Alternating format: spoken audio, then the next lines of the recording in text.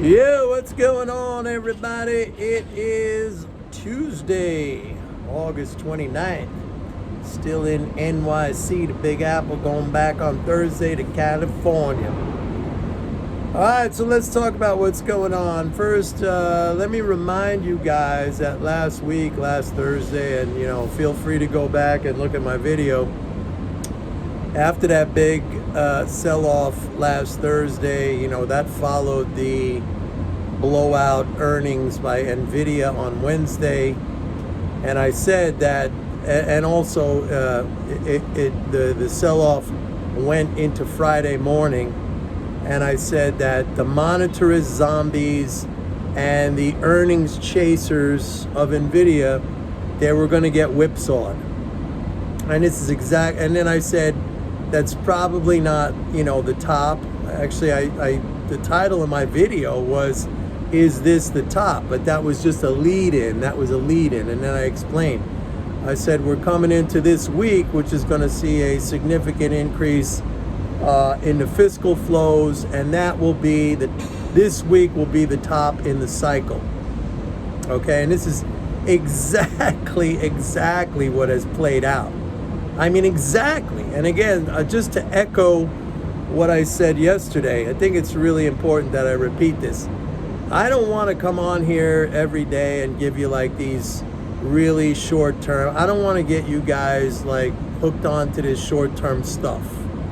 And the only reason I'm doing this, well, there's a couple of reasons, but the main reason is that I want to give you some clarity and some insight as to what's going on in these these fluctuations, so that you stay unemotional, you stay unattached, you stay calm, and you don't get affected like all these zombies out there who trade very emotionally. And by the way, that NVIDIA, the day of the earnings, the stock traded up to 502. Then it dropped like $50. I'm sure a lot of people bought it at 502. They sold out. I'll tell you this right now, that NVIDIA is going to retake the 502 and then higher, okay? And this is still part of this whipsaw action that I've been talking about. That look, if it's not evident to you right now, a couple of things should be totally obvious to you right now. Number one, the things I talk about with respect to, the fiscal flows, like if you don't see not just the correlation, because correlation cannot be necessarily causation, but if you don't see the, what I'm talking about with respect to the fiscal flows and how they drive things, then, nobody is pinpointing these turns. And that's another reason why I give you this really short-term stuff, is because I see the fiscal flows, and I could tell you, when there are going to be these short-term flows. And I don't want you to get, married to this stuff, because I want you to continue to focus on the big picture. Like I always say, that's how you're going to build wealth. And the big picture right now is bullish. I would say that the only thing I'm a little bit worried about, and not tremendously worried about, is the budget negotiations at the end of September and the possibility, let's say, of a government shutdown. But, again, the big five of spending, those are non-discretionary except for defense. But defense is always treated in Congress like a non-discretionary defense item. So, if it's not obvious to you right now that these fiscal flows, and I'm the only one who talks about this kind of stuff, only one, and you're lucky that you're here. And that's not me giving myself a pat on my back, just because, this is information you're not going to get anywhere else. The entirety of the financial community, the financial industry, Wall Street, whatever you want to call it, it's 100% fixated on monetarism, and that's just a completely wrong understanding of how things work. All right? So I give you this information, and for me, it's important for me to give it to you because I want you to stay calm. I want you to stay unemotional. That was the second thing I'm going to say, is that the thing I try to point out frequently on my videos is that most investors react in a highly emotional way. And that is detrimental to their interests. Basically, they sabotage what they want to achieve, which is profitability. But they sabotage that by being emotional. Yesterday, I gave you some rules. I said, don't chase after stocks. I said, don't listen to Wall Street. You know, there were like 3 or 4 rules. I forget now. But anyway, you go back and watch my video from yesterday. But don't chase after stocks. Control your emotions. Don't listen to Wall Street or CEO guidance. Okay? Most of the time, often it's wrong.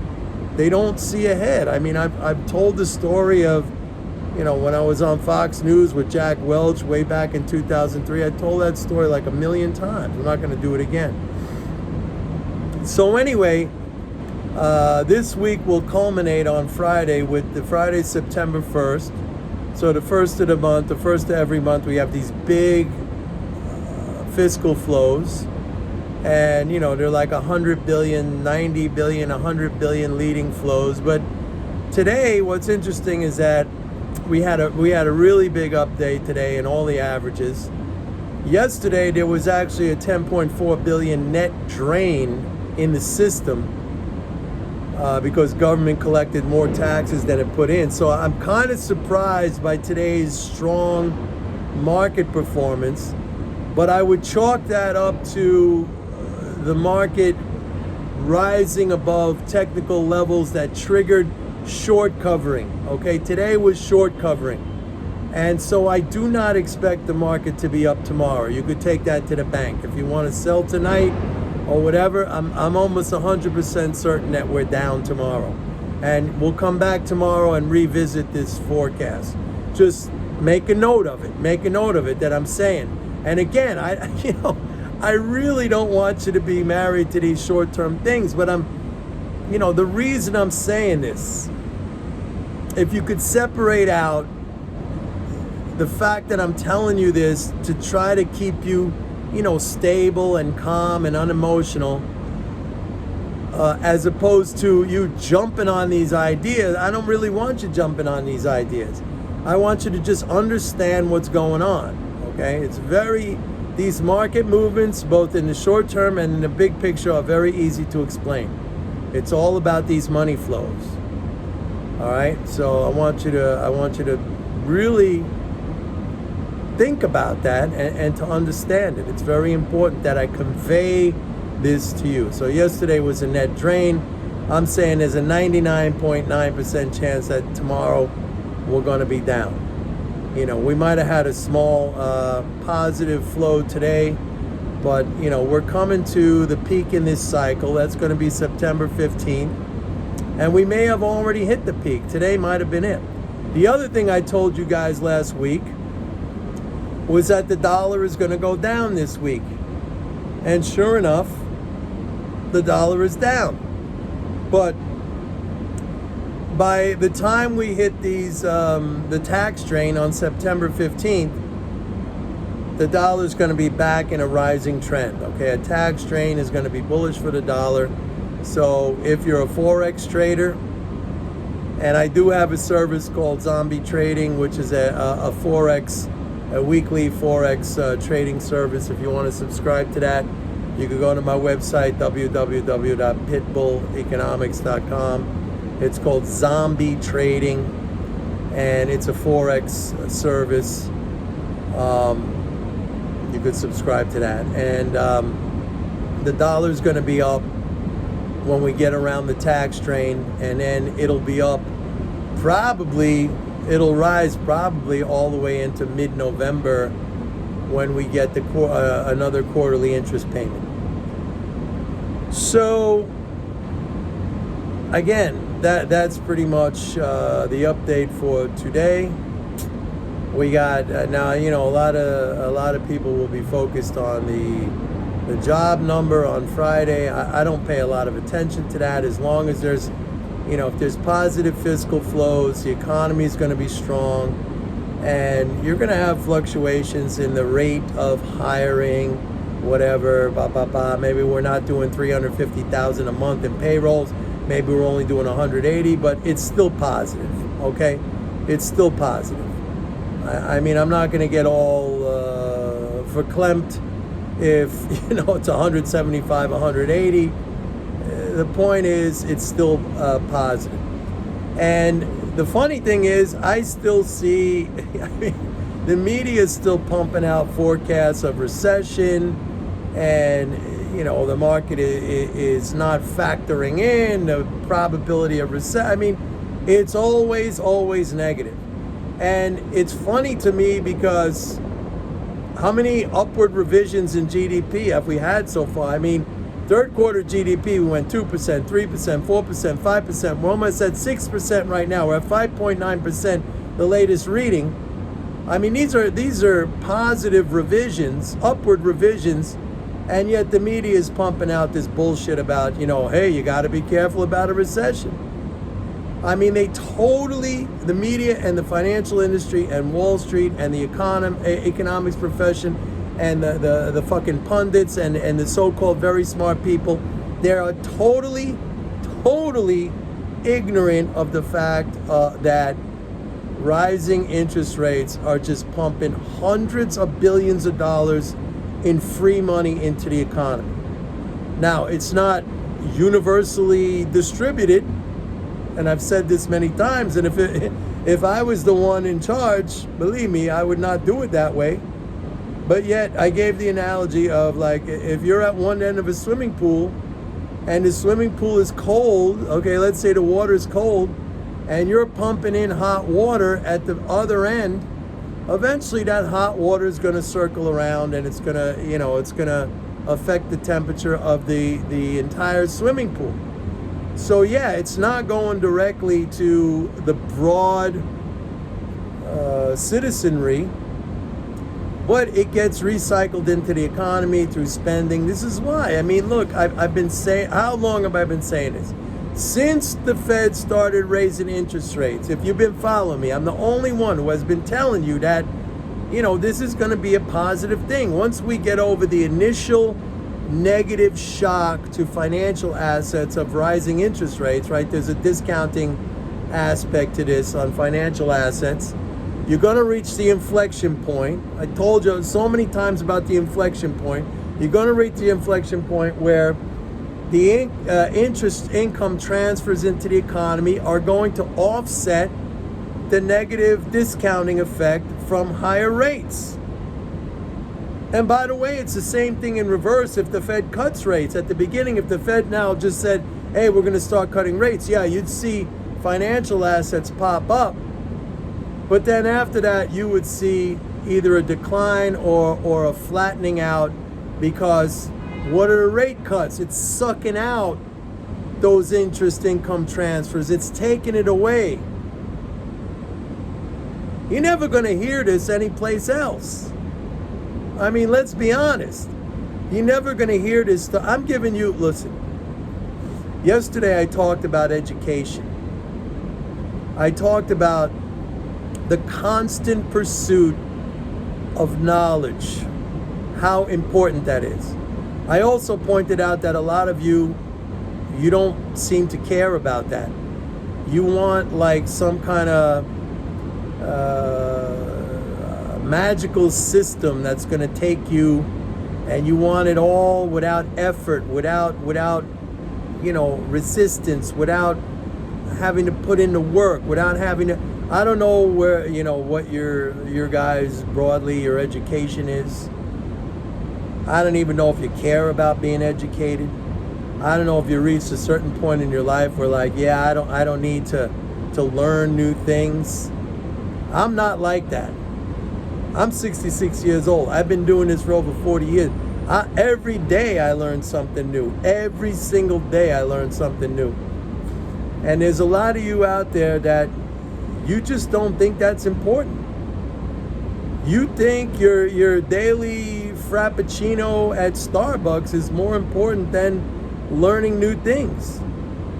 It's all about constant education. And it's all about making the effort, and it's all about making the commitment. But a lot of you see it as like, some kind of cost. It's not a cost, man. It's an investment in you. I said yesterday, I gave you the most important investment you will ever make in your life. No, it's not NVIDIA. It's not some crazy option strategy. It's not, what direction the market's going to go.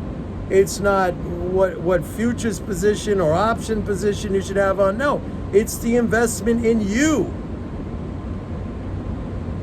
And, to my amazement, like a lot of you just throw that away, man. And that to you is the lowest thing on the totem pole.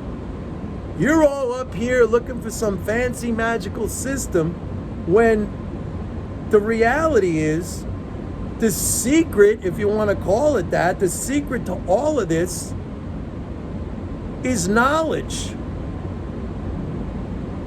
Is knowledge, and it's behavior. It's basically, it's you.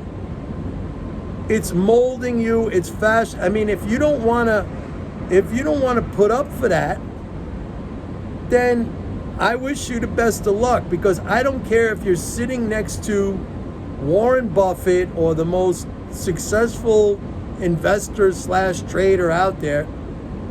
You're gonna fuck it up because you don't have the tools personally within you to make it happen. So if you don't work on you, and if you demote that to the lowest level, like, oh fuck, I can't spend $125 a month on myself. Fuck that. That's too much. I can't afford that. I just got to keep looking for the magical system. Then you're never going to make it. You are never going to make it. I'm telling you this right now. And you might just think, hey, well, fuck him. He doesn't know what he's talking. Believe me, I've been around, I'm just trying, like I say every day, I'm just trying to help. I love you guys. I love all the followers I have here. The comments have been fantastic. Thank you so much. I'm very gratified with all the, the positive comments and the thank yous and the emails I'm getting. But I'm just being straight with you, man. If you don't value yourself, that's number one. Number one. All that other shit, I got to get my finances together. No, you got to get you together. The finances come next. It's not the other way around. How do you expect your finances to come when you're fucked up, or when you don't, invest in yourself? How do you expect that to happen? It's never going to happen. You got everything backwards. Anyway, I'm sorry to go on a rant. It comes from my heart. Believe me, it comes from my heart. I want every one of you to succeed. But you're not going to succeed unless, you work on yourself and you value yourself and you put yourself first. And that means education and knowledge and information. That's what it boils down to. 100%, that's what it boils down to. Anyway, that's it for me today, folks. Enjoy.